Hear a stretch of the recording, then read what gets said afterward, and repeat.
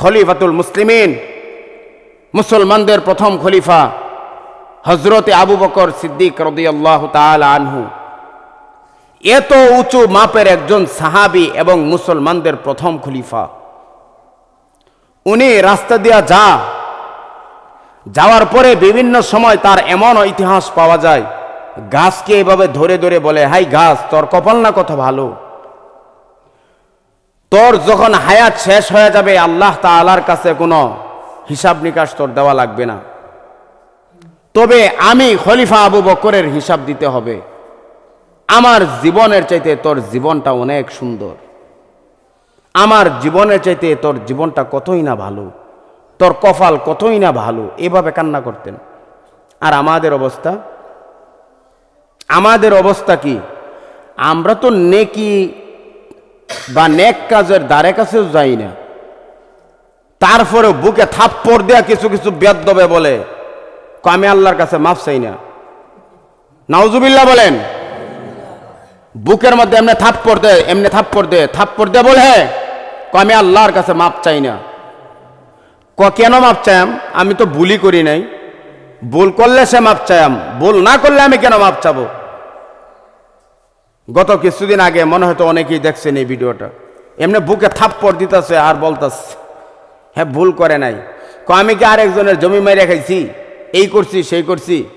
এই গাধার ঘরের গাধা বুঝে আরেকজনের জমি মাইরা খাওয়াটা মনে হতো শুধু অপরাধ, আর কোনো অপরাধ না।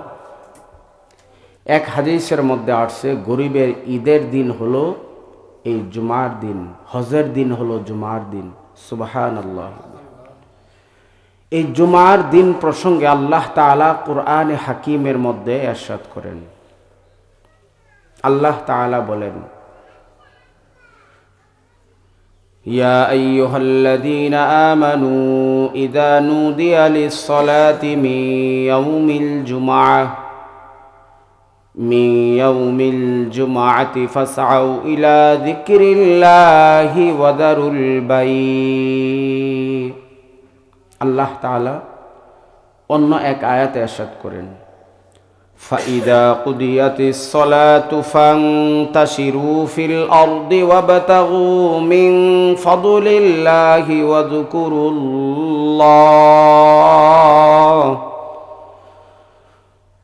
আল্লাহ তাআলা ইরশাদ করেন, فَإِذَا قُضِيَتِ الصَّلَاةُ فَانْتَشِرُوا فِي الْأَرْضِ। দুনিয়ার মধ্যে চলতে গেলে আপনার আমার বিভিন্ন ব্যস্ততা, বিভিন্ন দুনিয়াবি বা সাংসারিক কাজকর্ম থাকবেই। থাকার পরেও এই সাংসারিক কাজ, দুনিয়াবি কাজ করতেও হবে। আল্লাহ তাআলা বলেন, বান্দা, যখন মসজিদের মাইক থেকে আজানের ধ্বনি উচ্চারিত হবে, আজানের ধ্বনি বেশি আসবে তোমার কানে, সমস্ত কাজ তখন বন্ধ করো। আল্লাহ তাআলা কি বলেন? সমস্ত কাজ কি করার কথা বললেন? বন্ধ করার কথা বললেন। সমস্ত কাজ বান্দা তুমি বন্ধ করো। বন্ধ করে আল্লাহ তাআলার ঘর মসজিদের দিকে বান্দা দৌড়াইয়া যাও নামাজ আদায় করার জন্য। আল্লাহ তাআলা বলেন, فَإِذَا قُضِيَتِ الصَّلَاةُ فَانْتَشِرُوا فِي الْأَرْضِ وَابْتَغُوا مِنْ فَضْلِ اللَّهِ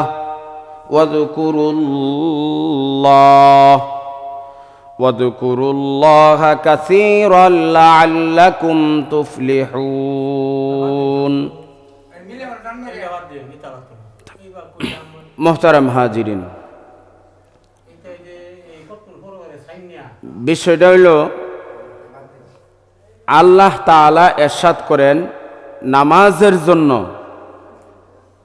দৌড়ায়া যাওয়া, আর নামাজটা হবে আল্লাহ তাআলা বলেন একমাত্র আমি আল্লাহ তাআলার জন্য।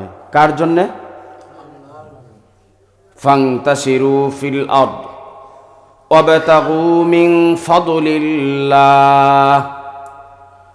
নামাজটা হবে একমাত্র আল্লাহ তাআলার জন্য।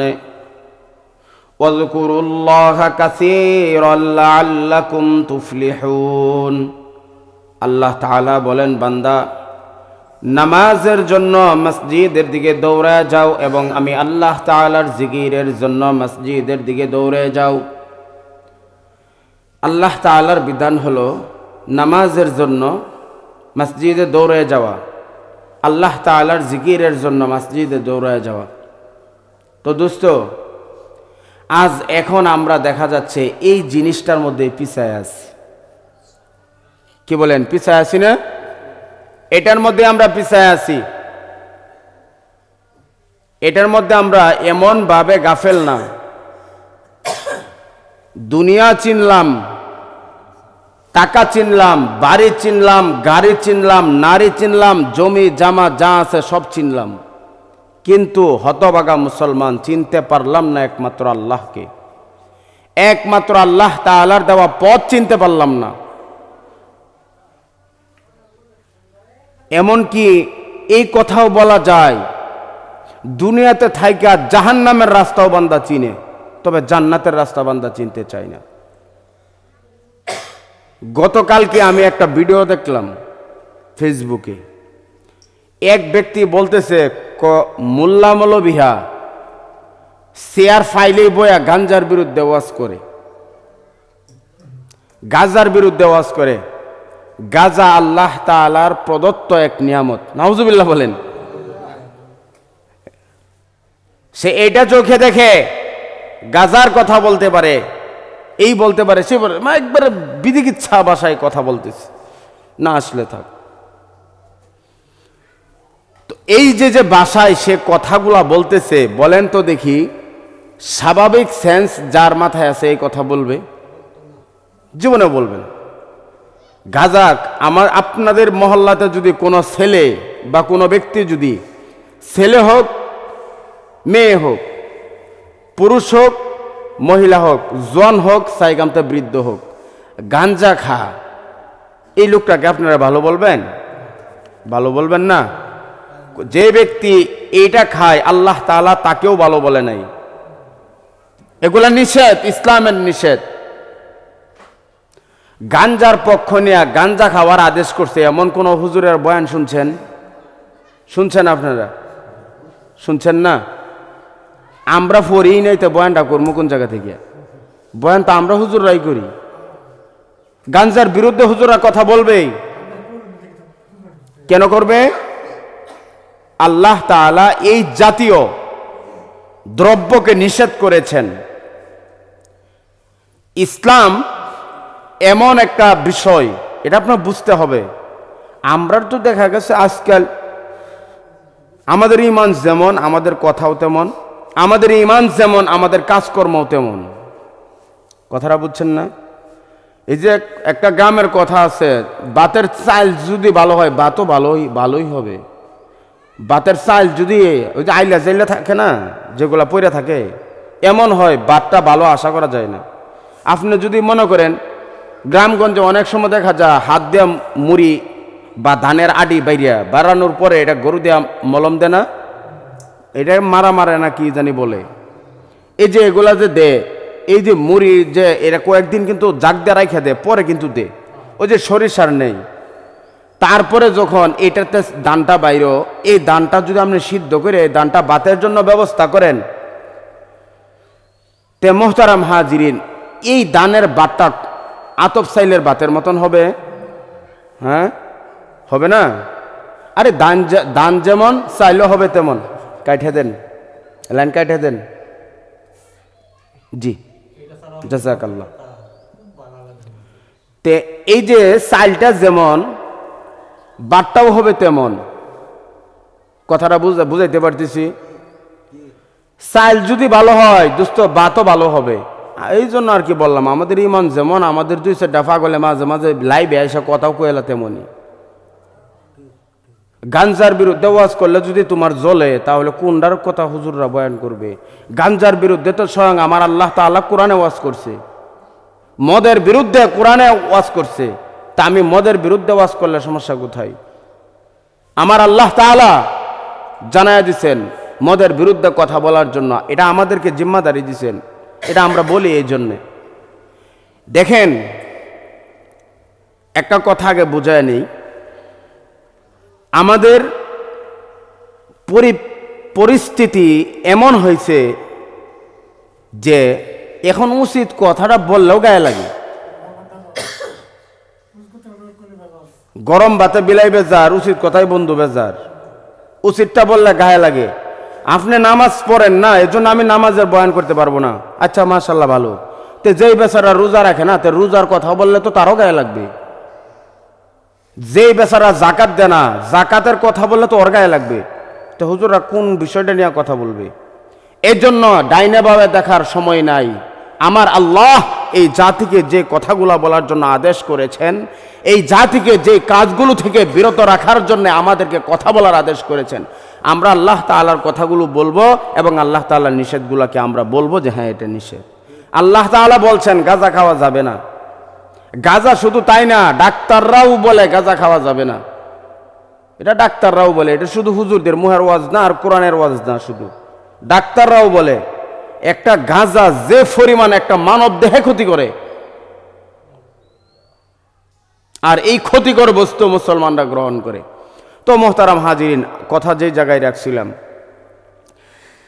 যে আমাদের ঈমান যেমন আমাদের কথাও তেমন, আমাদের ঈমান যেমন আমাদের কাজকর্মও তেমন, আমাদের ঈমান যেমন আমাদের আকীদাও হলো তেমন।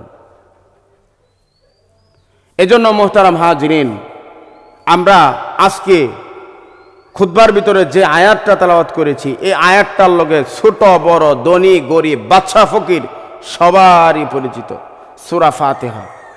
সূরা ফাতিহার প্রথম আয়াত আমি তেলাওয়াত করেছি। কি বলেন, এই আয়াতের সাথে পরিচিত না? আলহামদুলিল্লাহি রাব্বিল আলামিন, এই আয়াতের সাথে তো আমরা পরিচিত।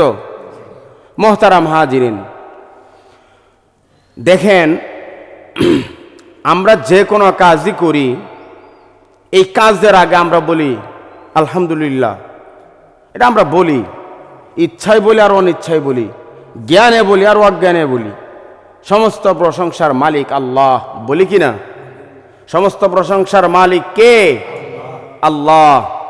মোহতারাম হাজিরিন, আল্লাহ তাআলা বলেন আলহামদুলিল্লাহি রাব্বিল আলামিন, সমস্ত প্রশংসা আমি আল্লাহ তাআলার, একমাত্র আমি আল্লাহ তাআলার প্রশংসা। মোহতারাম হাজিরিন, এখানে একটা কথা বোঝাই, বিভিন্ন সময় যখন আমরা খাবার গ্রহণ করি, খাবারটা যদি সুন্দর হয় তখন আমরা বলি আহ এই কোন বাবুর্চি পাক করছে, পাকটা তো সেই সুন্দর। প্রশংসা গেল কোন দিকে? বাবুর্চির দিকে। বিভিন্ন সময় আমরা একটা ফল খাই, খায়া ওই ফলের প্রশংসা করি, করি কি করি না? এটা খারাপ না, স্বীকার করি, করি তো আমরা।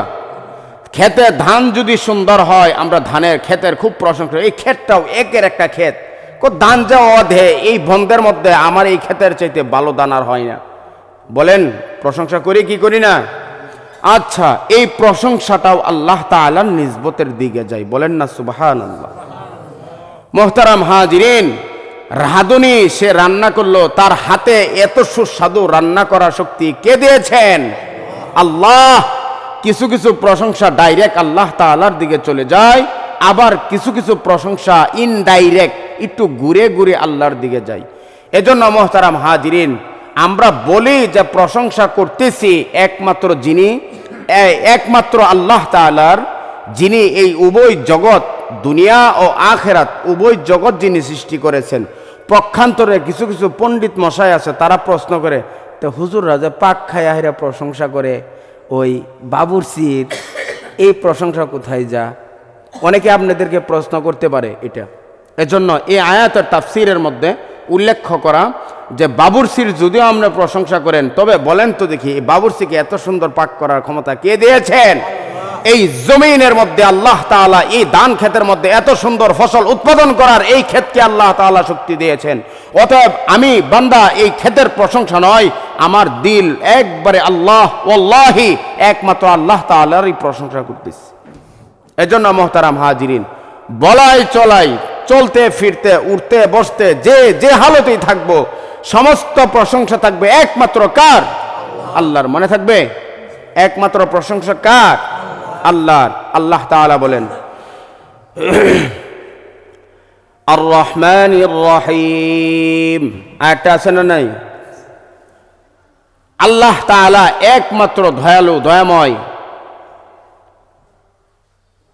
আমরা আর রহমান আর রহিম আল্লাহ তাআলার এই গুণগুলা আমরা নির্বাচন করি এবং নিজের মন স্বাধীন জিন্দিগির মধ্যে চলতে গিয়া গুনাহ করতেছি এবং বলি আল্লাহ রহমানুর রহিম।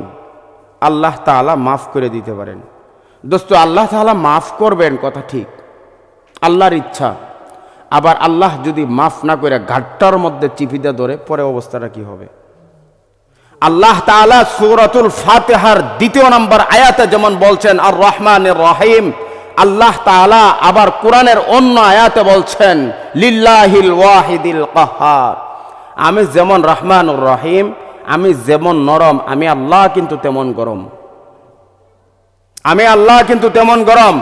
দোস্ত, আপনার আমার হায়াতের জিন্দেগি শেষ হয়ে গেল, হাসরের ময়দানে যদি আল্লাহ তাআলা আপনার আমার সাথে যদি রহমানুর রহিমের নিসবত ব্যবহার না করে যদি কাহ্হার এর নিসবত ব্যবহার করা শুরু করে দেয়, অবস্থা কি হবে?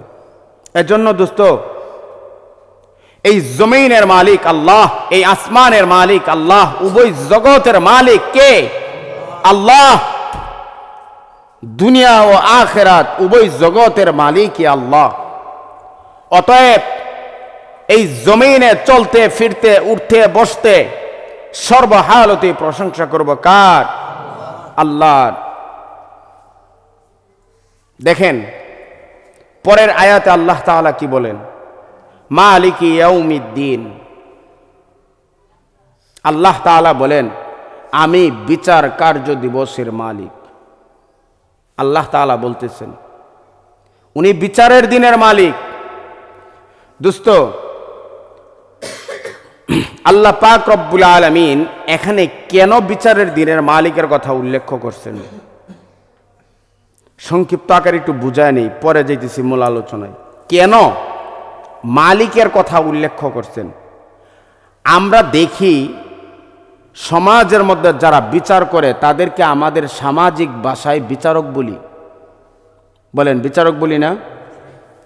যারা কোর্ট কাছারিতে বিচার করে তাদেরকে আমরা কি করি? বিচারক বলি। তো আল্লাহ তাআলা বলতেছেন আমি মালিক। আল্লাহ তাআলা ওই দিন বিচার করবেন না? আল্লাহ তাআলা তো কোরআনে হাকিমের মধ্যে এই কথা বলার দরকার ছিল যে আমি বিচার দিবসের মালিক, এই আমি বিচার দিবসের বিচারপতি। আল্লাহ তাআলা বলছেন কি আমি বিচার দিবসের মালিক। কেন বলছেন?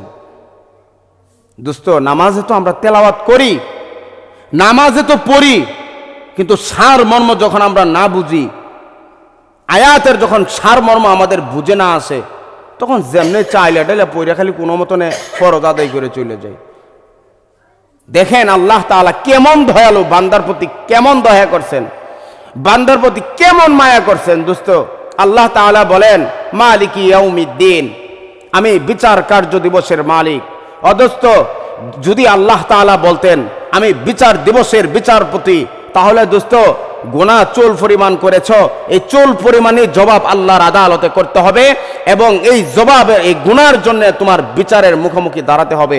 আল্লাহ তাআলা এই জন্য বলছেন আমি বিচার কার্য দিবসের মালিক, যে আমার মন চায় বান্দা তোকে ক্ষমা করে দেন, আমার মন চায় বান্দা তোকে ধরে ফেলবো, কেউ আমাকে বলার কিছু নাই। এই জন্য আমি বিচার দিবসের মালিক। দোস্ত, একটা উপমা স্বরূপ বুঝাই। ধরেন আমার মাথার টুপিটার মালিক আমি, আমি যদি আমার মাথার টুপিটা খুইলা অন্য কাউকে হাদিয়া দেয়া দেই, আপনাদের কোনো সমস্যা আছে? হ্যাঁ, আমি যাকে ইচ্ছা তাকে দিব, কেউ আমাকে বলার কিছু আছে? আরে এটার মালিক আমি, আমি দিয়ে দিলাম, তোমার কথা বলার কোনো অধিকার নাই। চুপ বান্দা, তোমার কথা বলার অধিকার নাই। আমি আল্লাহ তাআলা মালিক, আমি দিয়ে দিলাম। এজন্য আল্লাহ তাআলা বলছেন বান্দাকে কেমন দয়া কেমন মায়া করছেন, যে আমি বিচার কার্য দিবসের মালিক। আল্লাহ তাআলা যদি বলতেন আমি বিচার কার্য দিবসের বিচারপতি, তাহলে আমাদের অবস্থা খুব খারাপ ছিল। আল্লাহ তাআলা বান্দাকে বুঝাইতেছেন যে বান্দা আমি বিচার কার্য দিবসের মালিক। বান্দা গুনাহ করেছ, তওবা করার জন্য যখন রাস্তা দিয়ে যাচ্ছ, তোমার হায়াত শেষ, যাও আমি এটার উসিলা করে মাফ করে দিলাম। বান্দা তুমি তওবা করার উদ্দেশ্যে তুমি হাত বাড়াইলা, আমি মাফ করে দিলাম। বান্দা দুনিয়াতে তওবা করলা না, পরপারের জিন্দেগিতে আইসা আমি আল্লাহ কাছে তুমি মাফ চাইলা, তোমার গুনার জন্য অনুতপ্ত হইলা, আমি আল্লাহ ইচ্ছা করলে তোমাকে মাফ করে দিতে পারবো। মুহতারাম হাজিরিন, শুধু তো আমরা মুখেই বলি আমাদের মালিক আল্লাহ, কাজে তো পরিণত আমরা করি না। কাজে পরিণত আমরা করি। দেখেন, যারা বড় হইছে, যাদের জিন্দিগিটা গুনাহ মুক্ত জিন্দিগি যাপন করছে, তারা গুনাহ মুক্ত জিন্দিগি যাপন করার পরেও তারা আল্লাহর আযাবের ভয়ে কি পরিমাণ কান্না করতেন। তারা এমনও বুজুর্গদের ইতিহাস পাওয়া যায়, তারা কবরস্থানের দিকে তাকায়া তাকায়া কান্না করতেন। খাদেম গিয়া জিজ্ঞাসা করলো, হযরত কান্না করেন কেন? আমার ভয় লাগে, এই তো আমার মৃত্যুর পর প্রথম গাটি এই কবর, না জানি এই কবরে আমি ধরা খায়া যাই।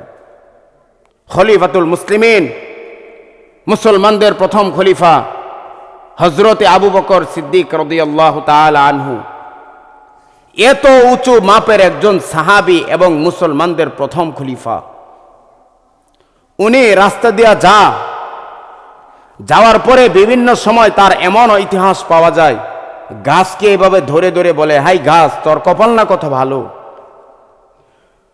তোর যখন হায়াত শেষ হয়ে যাবে আল্লাহ তাআলার কাছে কোনো হিসাব নিকাশ তোর দেওয়া লাগবে না, তবে আমি খলিফা আবু বকরের হিসাব দিতে হবে। আমার জীবনের চাইতে তোর জীবনটা অনেক সুন্দর, আমার জীবনের চাইতে তোর জীবনটা কতই না ভালো, তোর কপাল কতই না ভালো, এভাবে কান্না করতেন। আর আমাদের অবস্থা কি? আমরা তো নেকি বা নেক কাজের দ্বারে কাছেও যাই না, তারপরে বুকে থাপ্পড় দেয়া কিছু কিছু বেয়াদবে বলে, আমি আল্লাহর কাছে মাফ চাই না। নাউজুবিল্লাহ বলেন। বুকের মধ্যে এমনি থাপ্পড় দে বলে, আমি আল্লাহর কাছে মাফ চাই না। কেন মাফ চাইম? আমি তো ভুলই করি নাই, ভুল করলে সে মাফ চাইম, ভুল না করলে আমি কেন মাফ চাবো? গত কিছুদিন আগে মনে হয়তো অনেকেই দেখছেন এই ভিডিওটা, এমনি বুকে থাপ্পড় দিতেছে আর বলতেছে, হ্যাঁ ভুল করে নাই। আমি কি আরেকজনের জমি মাইরা খাইছি, এই করছি সেই করছি? এই গাধার ঘরের গাধা বুঝে আরেকজনের জমি মাইরা খাওয়াটা মনে হতো শুধু অপরাধ, আর কোনো অপরাধ না। এমন এমন কথা বলে, আবার নাম বে মুসলমান, আবার সে মুসলমান। দোস্ত, গুনাহ করতে করতে আমাদের জীবন এমন করে ফেলেছি, এখন যদি এই গুনাহ নিয়ে আল্লাহ তাআলার কাছে যদি আমরা জান্নাতের আশা করি, তারপরে আমাদের লজ্জা লাগে, লজ্জা বোধ হয়। এজন্যই তো আমরা বলি, মালিক তোমার দয়া ছাড়া আমাদের জান্নাতের যাওয়ার রাস্তা আর আমাদের সামনে নেই, তাই না? এটাই তো আমরা বলি। আর কেমন নেককার ব্যক্তিরা বুকে থাপ্পড় দিয়া দিয়া বলতাছে, এত জোরে জোরে থাপ্পড় দিয়া ঠাস ঠাস করিয়া থাপ্পড় দিতাছে আর বলতাছে সে কোনো গুনাহ করে না। অনেকের পরিচিত একজন ব্যক্তি। এজন্য কথা হলো, গুনাহ মুক্ত যারা জিন্দেগি যাপন করছেন, সাহাবায়ে কেরাম রাদিয়াল্লাহু তাআলা আনহুম আজমাইন এবং বড় বড় বুজুর্গরা, তারাও এমন কান্না করতেন, কবর দেখলেই তারা কান্না করতেন। রাত্রের রাত বিরাত তারা কাটায় দিতেন জায়নামাজের মুসল্লায়, চোখের পানি দিয়া জায়নামাজ ভিজায়া ফেলতেন। আর আপনার আমার জীবন কি হলো? আপনার আমার কলব কেমন হলো? দিলটার মধ্যে এত গুনাহ করতেছি, একটু কাঁপুনি দিয়া উঠে না। এত গুনাহ করতেছি, গুনার প্রতি কোনো ঘৃণাও জন্ম হয় না। এবং আমাদের যত গুনাহ করি ততই ভালো লাগে, ততই মজা লাগে। কারণ হলো দোস্ত, গুনার প্রতি আমি আকৃষ্ট হয়ে গেছি। গুনাহ করতে করতে আমাদের দিলটা একবারে জর্জরিত হয়ে গেছে। এর জন্য গুনাহ করা ভালো লাগে, গান শোনা ভালো লাগে, মিথ্যা কথা বলতে ভালো লাগে, গীবত শিকায়াত করতে আমাদের ভালো লাগে, অন্যের দুশ্চর্চা করা খুব মজা লাগে। আমার শায়েখ ও মুর্শেদ শায়েখ মুস্তাকিম বিল্লাহ হামিদি দামাত বরাকাতুহুমুল আলিয়া হজরত গত কিছুদিন আগেও আমাকে একটা কথা বলছেন যে বাবা, আল্লাহ তাআলা বান্দার 2টা চক্ষু দান করছেন, তোমার কয়টা? আমি বলছি হজরত আমারও 2টা। এজন্য বাবা, এক চোখ দিয়ে মানুষের গুণ দেখার চেষ্টা করো, আরেক চোখ দিয়ে নিজের দোষ দেখার চেষ্টা করো, তাহলেই তুমি সফল কাম হতে পারবে। এক চোখ দিয়া এখন আমাদের অবস্থান হচ্ছে, এক চোখ দিয়া আরেকজনের দোষ খোঁজার চেষ্টা করি। বলেন তো আমাদের পরিবর্তনটা কিভাবে আসবে? বয়ান শুনতেও কম শুনি না, কিন্তু পরিবর্তন তো নাই। এজন্য দোস্ত, নেক কাজের প্রতি উদ্বুদ্ধ হওয়া চাই, নেক কাজ বেশি বেশি করা চাই।